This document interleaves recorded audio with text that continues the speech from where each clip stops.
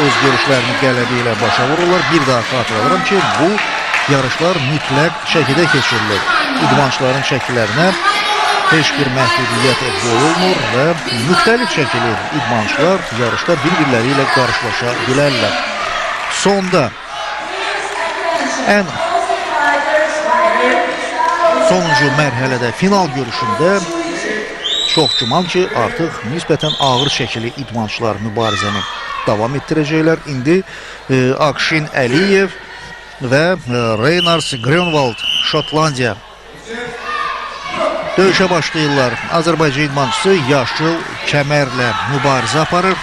Onun kəmərinə qırmızı lentlə bağlanıb. Reynars Grönwald isə qara kəmər birinci dan dərəcəsinə layiq görülür və Akşin Əliyev görüşün elə ilk saniyələrində rəqibinin təklif etdiyi açıq mübarizə üslubunu qəbul edir. Təkrarən yenə də Şotlandiya idmançısı hücuma keçməyə səy göstərir. Akşin Əliyev Uşura fəndini tətbiq eləməyə cəhd etdi, lakin bu fənd alınmadı. Görüş davam etdirilir. Hiss olunur ki, hər iki idmançı fiziki hazırlıq baxımından yaxşı təsir bağışlayır. Xüsusilə də Akşin Əliyev rəqibinin zərbələrinə davam gətirməklə yanaşı, həm də qüvvətli zərbələr endirir və indi gördüyünüz kimi onun Fevadza əllə zərbəsindən sonra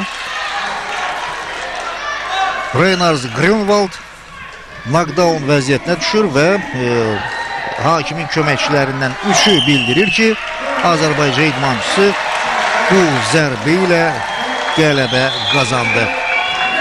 Beləliklə bu zərbə, əgər bir qədər əvvəl dediyim kimi rəqib əgər zərbələrin qarşısında davam gətirmirsə, mübarizədən yayınırsa, yaxud da hər hansı bir zərbənin ağrıdıcı təsirindən yerə çökürsə, bu zaman yarış dayandırılır.